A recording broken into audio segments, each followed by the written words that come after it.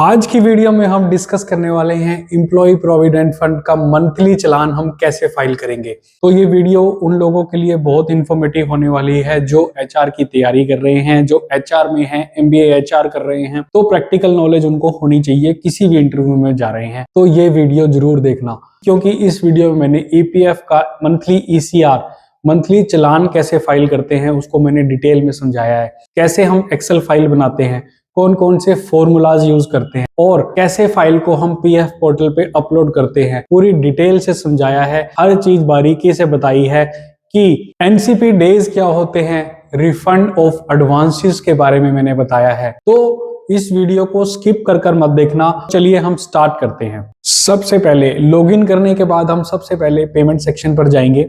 ये payment section पे जैसे ही हम स्क्रॉल करेंगे तो सबसे पहला कॉलम आएगा रिटर्न फाइलिंग का। रिटर्न फाइलिंग पर जैसे हम क्लिक करते हैं तो हमारे सामने पूरी समरी आ जाती है। सितंबर मंथ की हमने पेमेंट कर दी, ये पूरी डिटेल आपके सामने शो कर रही है।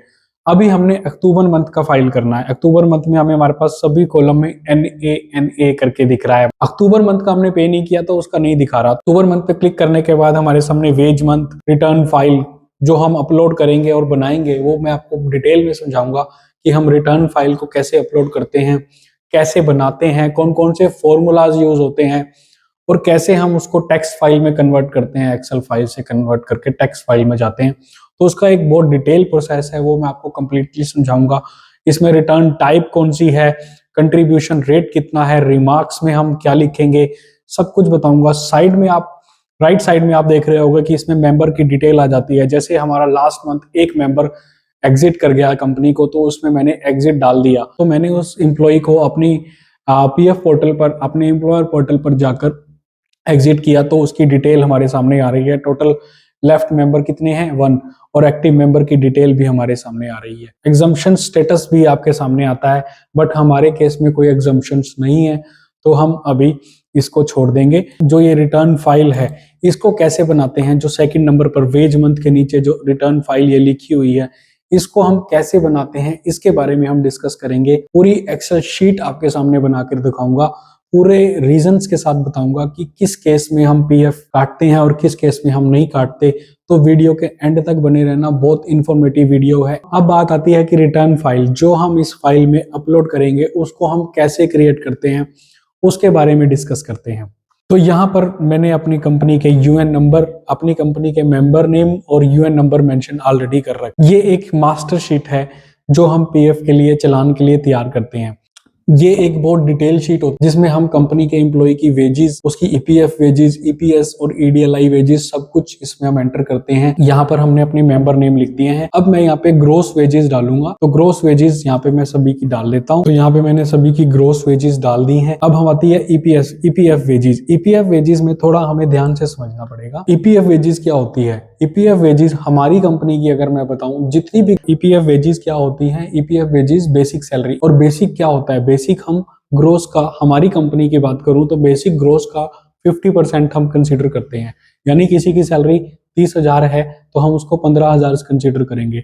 बट यहाँ पर एक क्वेश्चन अराइज होता है कि जिसकी सैलरी, जैसे सक्षम कुमार की सैलरी 40,000 है तो हमने उसको 15,000 क्यों लिखा, या जावेद अहमद की सैलरी 45,000 है तो हमने उसको 15,000 यानी हमने 20,000 क्यों नहीं लिखा, यहाँ पर हमने हाफ क्यों नहीं लिखा। इसमें भी ईपीएफ की गाइडलाइंस है कि मैक्सिमम हम 15,000 लिख सकते हैं। 15,000 लिखना मैंडेटरी है। अगर उससे ऊपर लिखना है, वो एम्प्लॉयर और एम्प्लॉय की म्यूचुअल कंफर्मेशन होती है, तो उसके बेस पे वो लिख सकते हैं। बट हमारी कंपनी में क्या होता है कि मैक्स कैप हमने 15,000 ही लगा रखी है। 15,000 से ऊपर हम ईपीएफ वेजेस कंसिडर नहीं कर। तो यहाँ पर हम ईपीएफ की गाइडलाइंस भी फॉलो कर रहे हैं और एम्प्लॉय का बेनिफिट भी देख रहे हैं। तो अब आपको क्लियर हो गया होगा कि 15,000 हम ईपीएफ वेजेस क्यों सिलेक्ट कर रहे हैं। अगर किसी की सैलरी 20,000 है या 15,000 है या 10,000 है तो हम उसका हाफ कंसिडर करेंगे। बट 32,000, 45,000 के केस में भी हम उसका हाफ कंसिडर नहीं करेंगे, हम उसका 15,000 ही कंसिडर करेंगे। आई होप आपको क्लियर हो गया होगा। तो अभी हम आगे चलते हैं। फिर भी कोई डाउट हो तो आप कमेंट में मेंशन कर देना, मैं उसका रिप्लाई जरूर करूंगा। तो अभी यहाँ पर हमने 12,000 सैलरी है तो हम यहाँ पर हम डिवाइड बाय 2 कर देंगे, मतलब उसका हाफ ले लेंगे। तो यहाँ पर हम अब 6,000 लिख देंगे। यहाँ पर 5000 आएगा। तो मैं इसको समझाने के लिए थोड़ा स्लो लिख रहा हूँ ताकि आपको क्लियर हो जाए। तो यहाँ पर जैसे 8000 सैलरी है तो हम यहाँ पर 4000 कंसीडर करेंगे, बट 30,000 से ऊपर जिनकी भी सैलरी है उसका हाफ 15 ही कंसीडर किया जाएगा, 40,000 की 20 नहीं कंसीडर किया जाएगा। क्लियर करने वाली बात ये है। तो यहाँ पर अब 22,000 है तो यहाँ पर 11,000 आ जाएगा, यहाँ पर 11,500 आ जाएगा। तो ये होगी हमारी ईपीएफ वेजेस का कॉलम। अब आता है ईपीएस वेजेस का कॉलम। ईपीएस वेजेस भी हमारी, जो हमने ईपीएफ वेजेस ली है वही हमारी सेम ईपीएस वेजेस होंगी और वही ईडीएलआई वेजेस होंगी। बट अभी मैं आपको और भी क्लियर करूंगा कि किन की हमने ईपीएस में नहीं लेनी। अब यहाँ पर हम कंट्रीब्यूशन निकालेंगे और कौन सा फॉर्मूला हम यूज कर रहे हैं वो भी बड़े ध्यान से समझना। यहाँ पर देखो मैंने एक फॉर्मूला लगाया है, कंडीशनल बेस फॉर्मूला लगाया है। इसमें मैंने कंडीशन लगाई है if EPF wages is less than और इक्वल टू 15,000, तो उसकी ईपीएफ वेजेस का 12% निकलकर मेरे सामने आ जाए। तो हम पीएफ की डिडक्शन कितनी होती है, 12%। तो 12% का मैंने राउंड अप में फार्मूला लगा दिया है। इसको ध्यान से नोट डाउन कर लेना अपने पास। तो हमें इस फॉर्मूले का यूज करना है। जब भी आप पीएफ का कंट्रीब्यूशन कैलकुलेट करते हैं तो हमें इस फॉर्मूले का यूज करना है। तो ये फॉर्मूले के अकॉर्डिंग हमारा सबकी वैल्यू निकल कर आ गई है। तो देखा आपने कितना इजी होता है फॉर्मूले के साथ करना। अगर आप इसको मैन्युअली करोगे, मैन्युअली कैलकुलेट करोगे कैलकुलेटर से, तो बहुत टाइम लगने वाला है। तो हमारे सामने कितनी जल्दी वो निकल कर आ गई है। नेक्स्ट चलते हैं हम ईपीएस कंट्रीब्यूशन पर। ईपीएस कंट्रीब्यूशन का फॉर्मूला क्या रहता है, equal to round EPS wages हम इसमें सेलेक्ट करेंगे इनटू 8.33% और ब्रैकेट बंद। अब हम इसको एंटर कर देंगे, जीरो लगाकर, लास्ट में जीरो जरूर लगानी है और इसको एंटर कर देंगे। यहां पर हमारे सामने ईपीएस की कंट्रीब्यूशन आ गई। ईपीएफ कंट्रीब्यूशन रहती है 12% और ईपीएस कंट्रीब्यूशन रहती है 8.33%। वो भी आपको पता चल जाएगा साथ के साथ। तो ये हमने निकाल दी ईपीएस कंट्रीब्यूशन। एक चीज जो मैं आपको बताना चाहता हूँ, सितंबर 2014 से एक नया रूल निकल कर आया है। ये मैं आपको गूगल कर भी यहाँ पर ऐड कर रहा हूँ। 1 सितंबर 2014 ऑनवर्ड किसी भी एम्प्लॉय की सैलरी 15,000 से ऊपर जो कंपनी में ज्वाइन कर रहा है, जैसे XYZ एम्प्लॉय ने हमारी कंपनी में ज्वाइन करा, उसकी सैलरी थी 32,000, तो उसकी हाफ ईपीएस वेजेस बनी 16,000, जो 15,000 से ऊपर है।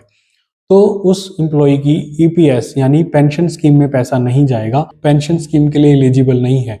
क्योंकि 1 सितंबर 2014 से जो रूल बना है उसमें जिनकी भी सैलरी 30,000, ग्रोस सैलरी 30,000 से ऊपर है या ईपीएफ वेजेस या बेसिक 15,000 से ऊपर है, उसको ईपीएस में कंसीडर नहीं किया जाएगा, उसको पेंशन स्कीम में कंसीडर नहीं किया जाएगा। तो ये रूल आपको समझना जरूरी था, क्योंकि जब आप कैलकुलेशन करोगे, जब आप ये शीट बनाओगे, तो आपको, आपके सामने जब कोई नया एम्प्लॉय ज्वाइन करेगा तो ये चीज आपको पता होनी चाहिए। वहां पर उस केस में हम उसकी ईपीएस जीरो लिखेंगे और जो सारी कंट्रीब्यूशन जो 12% कंपनी देती है उसको 12% पूरा कंपनी ईपीएफ में ही डालेगी, प्रोविडेंट फंड में। इसका एग्जांपल देकर मैं अभी आपको भी शीट में समझाऊंगा कि कैसे हम इसको ऐड करते हैं। जैसे मैंने अभी एक एम्प्लॉय ऐड किया, राजीव कुमार, और उसका यूएन नंबर भी मैंने मेंशन कर दिया। उसकी सैलरी 45,000 थी जब हमारी कंपनी में वो ज्वाइन किया। तो उसकी ईपीएफ वेजेस कितनी बननी चाहिए, हाफ तो 22,500 बनेगी, बट यहाँ पर हम 15,000 ही कंसीडर कर रहे हैं। ठीक है, तो 15,000 एज पर ईपीएफ गाइडलाइंस हम 15,000 ही यहाँ पर कंसीडर कर रहे हैं। तो हम यहाँ पर 15,000 लिख देंगे। 15,000 लिखने के बाद उसकी ईपीएफ वेजेस तो नहीं आएंगी, उसकी ईपीएफ वेजेस तो होंगी नहीं। तो यहाँ पर हम 15,000 जो हमने ईपीएस वेजेस जो सभी की हमने ऊपर डाली है, तो यहाँ पर हम जीरो रखेंगे, क्योंकि गाइडलाइंस के अकॉर्डिंग 1 सितंबर, जो मैंने अभी आपको बताया कि 1 सितंबर के बाद हमारे पास जो भी एम्प्लॉय ज्वाइन करेंगे उनकी ईपीएस नहीं कटेगा। तो यहाँ पर हमने ईपीएस वेजेस जीरो रखी है। उसके बाद ईडीएलआई में हमने सेम 15,000 डाल दिए, और जब हम कंट्रीब्यूशन डालेंगे तो इसमें हम फॉर्मूला लगाकर, जब हम इसका फॉर्मूला लगाएंगे तो ईपीएस में इसका बैलेंस जीरो ही आएगा, क्योंकि वहां पे हमने ईपीएस वेजेस जीरो सेलेक्ट की थी। तो इसका जब हम परसेंटेज निकालेंगे तो ये भी जीरो आएगा। अब हम क्या करेंगे, जो हमारा नेक्स्ट कॉलम आता है आई वाला, आई कॉलम में क्या है, ईपीएफ एंड ईपीएस का डिफरेंस, वो इसमें मेंशन करना है हमें। तो वो कैसे करेंगे, इसमें हम बहुत सिंपल फॉर्मूला यूज कर रहे हैं, जैसे EPF contribution minus EPS contribution. तो इससे हमारा बीच का डिफरेंस निकल कर आ जाएगा, जो कि 550 जो सब फर्स्ट का निकल कर आया है, तो ये सब का हम निकाल देंगे।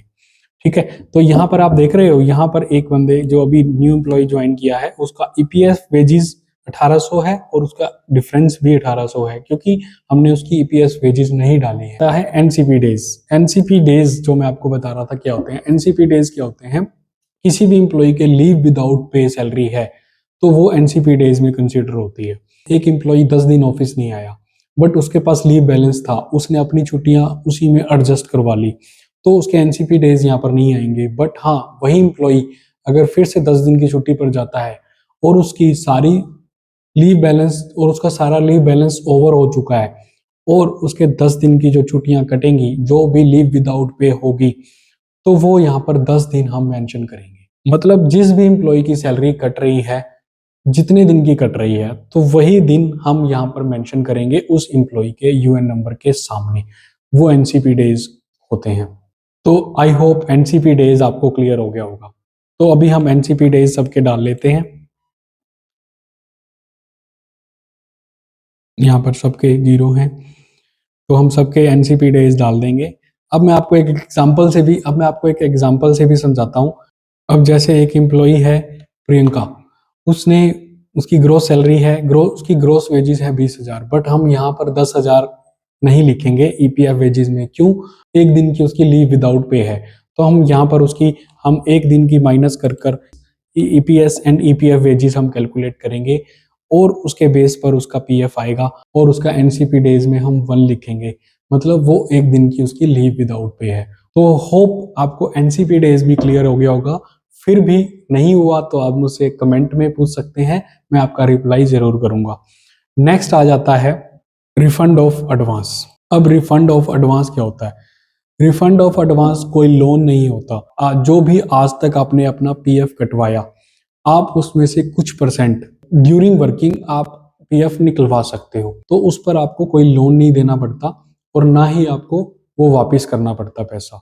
जब आप बैंक से लोन लेते हो तो आपको इंटरेस्ट देना पड़ता है और बैंक को वापस भी करना पड़ता है। बट यहाँ पर रिटर्न ऑफ एडवांस के केस में यह है, जैसे भी आपने 20,000 का अपने पीएफ का फंड निकलवाया, तो 20,000 आपके रिफंड ऑफ एडवांस में शो करेगा, इतना भी अमाउंट आपने निकलवाया है। तो ये फैसिलिटी आपको प्रोविडेंट फंड देता है कि आप कुछ अमाउंट, अपने कुछ भी इमरजेंसी केस आ गया तो आप उसमें कुछ पैसे निकलवा सकते हो, तो वो अमाउंट आपका रिफंड ऑफ एडवांस में लिखा जाता है। बट हमारी कंपनी के केस में अभी कोई रिफंड ऑफ एडवांस नहीं है, तो हम यहाँ पर 0 लिखेंगे। पहले क्या होता था, हम यहाँ पर एनए भी लिख सकते थे, मतलब जिसने किया इसको ब्लैंक भी छोड़ सकते थे, बट अभी यहाँ पर 0 लिखना मैंडेटरी हो गया है। फाइल कर रहे हैं मंथली प्लान, तो इसको ध्यान रखें। अगर किसी आपका रिफंड ऑफ एडवांस किसी ने नहीं लिया तो आपको यहाँ पे 0 मेंशन करना। अब ये फाइल हमारे पास बनकर तैयार हो गई है। अब नेक्स्ट स्टेप क्या आता है उसको भी बड़े ध्यान से देखना। अब ये काम हमारा यहाँ पर खत्म नहीं होता है, 50% अभी काम और पड़ा है और उसको भी बड़े ध्यान से देखना है। अगर उसमें भी आप गलती करोगे तो जब आप फाइल अपलोड करोगे तो उस टाइम पर एरर आना ही आना है और आपकी फाइल अपलोड नहीं हो पाएगी। अब नेक्स्ट क्या करना है वो हम समझते हैं। जब हमारे पास ये फाइल बनकर तैयार हो जाएगी, हम इसको कॉपी कर लेंगे और एक न्यू फाइल हम ओपन करेंगे। ऊपर से फाइल सेक्शन में जाएंगे और यहाँ पर इंसर्ट वर्कबुक कर लेंगे। अब हमने क्या करना है, आप यहाँ पर पेस्ट करोगे वही डाटा जो आपने कॉपी किया, यहाँ पर पेस्ट करना है। बस पेस्ट कैसे करना है, पेस्ट करते टाइम जब आप पेस्ट पर क्लिक करोगे, पेस्ट वाले कॉलम पर क्लिक करना है। पेस्ट वाले कॉलम पर जैसे कि आप देख रहे हो, मैंने पेस्ट वाले कॉलम पर क्लिक किया, फिर पेस्ट वैल्यूज, इस पर हम इसके जो फर्स्ट वाला आइकन है वैल्यूज, इस पर हम क्लिक करेंगे। ध्यान रखना और किसी चीज पर क्लिक मत करना, वैल्यू पर ही क्लिक करना, क्योंकि यहाँ पर हम फॉर्मूलाज नहीं लेकर आएंगे। इस फाइल को हम CSV में सेव करेंगे। अगर आप इसमें फॉर्मूलाज लेकर आ जाते हो तो फिर अपलोड के टाइम पर प्रॉब्लम होने वाली है। CSV कैसे करेंगे, कोमा डिलीटेड, इसमें CSV फाइल में हम इसको सेव कर देंगे। यहाँ पर हमारी फाइल सेव हो चुकी है। उसी CSV फाइल पर हम अपने उसी फोल्डर में जाएंगे जहां पर हमने CSV फाइल सेव की है। वहां पर जाने के बाद उस CSV फाइल पर हम माउस से राइट क्लिक करेंगे। राइट क्लिक करने के बाद हमारे पास जो फर्स्ट ऑप्शन आती है ओपन, फर्स्ट ऑप्शन आती है ओपन, सेकंड ऑप्शन पर हम जाएंगे ओपन विद। ओपन विद हम नोटपैड पर क्लिक करेंगे। सेकंड स्क्रॉल करने के बाद सेकंड ऑप्शन नोटपैड पर हम क्लिक करेंगे। नोटपैड पर क्लिक होने के बाद ये फाइल हमारी नोटपैड में ओपन हो जाएगी। अब जो फर्स्ट लाइन है हमारी, जिसमें हमने सारी डिटेल मेंशन करी थी, जो फर्स्ट लाइन है उसको हम डिलीट कर देंगे, जिसमें हमारा ईपीएस, ईपीएफ कंट्रीब्यूशन सब कुछ मेंशन था, उसको हम डिलीट कर देंगे और हम एडिट पर जाएंगे। एडिट में हम नीचे जाएंगे, रिप्लेस पर हम क्लिक करेंगे। रिप्लेस पर क्लिक करने के बाद हमारे सामने कुछ इस विंडो बनकर हमारे सामने आ जाएगी, जिसमें हमें लिखना है फाइंड या रिप्लेस हमें देखना है। फाइंड में हम क्या लिखेंगे, जो भी हमारे फाइल में कोमा शो कर रहा है, जो भी फाइल में हमारे कोमा शो कर रहा है उसको हम रिप्लेस कर देंगे हैश। हैश कहाँ मिलेगा आपको, हैश आपको मिलेगा 3 के ऊपर, जो आपकी 3 बटन है उसके ऊपर लैपटॉप में जो 3 बटन है उसमें आपको हैश मिल जाएगा। अगर आप पीसी यूज कर रहे हो तो उसके फंक्शंस में आपको हैश बटन मिल जाएगा। तो मेरे केस में लैपटॉप में यूज कर रहा हूं तो मैं इसको शिफ्ट दबाकर 3 बटन पर प्रेस करूंगा तो वहां पे हैश आएगा। अब हमने इसको टिल्ट लगाना है। टिल्ट जो 1 के साथ, लैपटॉप में जो 1 के पहले जो एक बटन है, 1 के पहले जो एक बटन है टिल्ट का बटन है, शिफ्ट को दबाकर हम जब उस बटन को प्रेस करेंगे तो हमारे सामने टिल्ट आ जाएगा। तो हमने यहाँ पे टिल्ट मेंशन किया, हैश टिल्ट, फिर से हैश, तीनों इसको दबाकर हम इसको रिप्लेस ऑल कर देंगे। रिप्लेस ऑल करने के बाद हमारी फाइल तैयार है। अब इस फाइल को हम टेक्स्ट फाइल में सेव कर देंगे। सेव करने के बाद हमारा काम यहाँ पर 100% जो हमारी फाइल बनाने का काम था कंप्लीट हो गया है। पीएफ पोर्टल पर जो हमारे रिटर्न फाइल का ऑप्शन, जो सेकंड नंबर पे चूज फाइल का ऑप्शन शो कर रहा है, इस पर हम क्लिक करेंगे और उसी टेक्स्ट फाइल को, और कोई फाइल नहीं लगानी, कोई एक्सेल फाइल नहीं लगानी, कोई सीएसवी फाइल नहीं लगानी, उसी टेक्स्ट फाइल को यहाँ पर आपने अपलोड कर देना है। अपलोड करने के बाद जब आप देखोगे तो आपके सामने शो करेगा कि आपकी फाइल अपलोड हो चुकी है। ये देखिए, file validation successful, kindly verify the return statement. यहाँ पर आप देख सकते हो, जब आपकी फाइल अपलोड हो जाती है तो यहाँ पर आपका सामने रिटर्न स्टेटमेंट का ऑप्शन है। यहाँ पर आप क्लिक कर कर अपनी जो पीडीएफ फाइल है चेक कर सकते हो। मेरे केस में मैं चेक कर चुका, तो मेरे केस में वो फाइल ठीक है, तो मैं यहाँ पर अप्रूव पर क्लिक करूंगा और इस चलान को आगे प्रोसीड करने के लिए मैं अप्रूव पर क्लिक करूंगा। अप्रूव पर क्लिक करने के बाद कुछ इस तरह की विंडो मेरे सामने ओपन आएगी। तो इसमें लिखा है कि इसमें मेरे पूरे चलान की डिटेल लिखी है कि कितना ग्रोस वेजेस है एम्प्लॉयज की, कितनी ईपीएफ वेजेस है, कितना टोटल ईपीएफ कट रहा है, कितना ईपीएस कट रहा है, सब चीजें जो मैंने अभी फाइल में बनाई हैं, डिफरेंस कितना है वो सब मेरे सामने शो कर रहा है। कितने एनसीपी डेज हैं, कितने मेंबर लेफ्ट कर गए हैं, वो सब आप इस विंडो में देख सकते हो। तो सब कुछ मेरे सामने शो कर रहा है। जब आप ये सब चेक कर लेते हो कि आपको लगता है कि ठीक है, तब आप प्रोसीड कर सकते हो आगे। और जैसे हम नीचे देख रहे हैं कि हमारे सामने दो ऑप्शन शो कर रहा है, फुल पेमेंट की, पार्ट पेमेंट की। कर सकते, आप पार्ट पेमेंट भी कर सकते हो, बट हम अपनी कंपनीज में फुल पेमेंट पर ही रिकमेंडेशन देते हैं। बट मैं सभी को फुल पेमेंट की ही रिकमेंडेशन देता हूँ। फुल पेमेंट पर हम यहाँ पर क्लिक करेंगे। फुल पेमेंट पर जैसे ही हम क्लिक करते हैं तो हमारे सामने पूरी डिटेल बन जाती है कि क्या चलान है, कितना अमाउंट हमारा टोटल हमें पे करना है, सारा कुछ 1 अकाउंट में, 2 अकाउंट में, 10 में, 21 में कितना अमाउंट हमारा कट रहा है, सब आ गया। अब हम इसको ओके कर कर इस पे के बटन पर हम देख सकते हो हमारा टीआरएन नंबर भी जनरेट हो गया है और हम इसको पे पर क्लिक कर देंगे। पे पर क्लिक करने के बाद टीआरएन नंबर पर जब हम क्लिक करते हैं तो हमारे सामने ये चलान बनकर आ जाता है। तो चलान के बनने के बाद हम पे पर क्लिक करेंगे। पे पर हमारे पास ये विंडो आ रही है, तो मैं इसकी पेमेंट भी कर देता हूँ।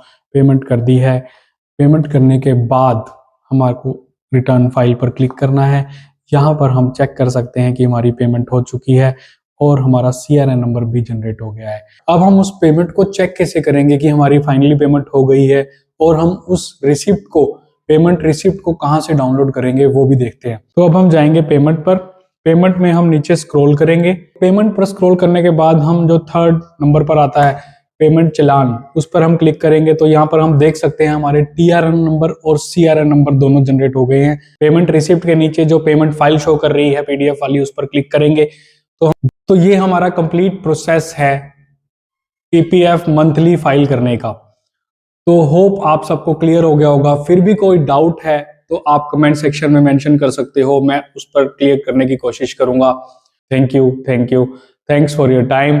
मिलते हैं नेक्स्ट वीडियो में, तब तक के लिए stay safe and stay confident and stay practice.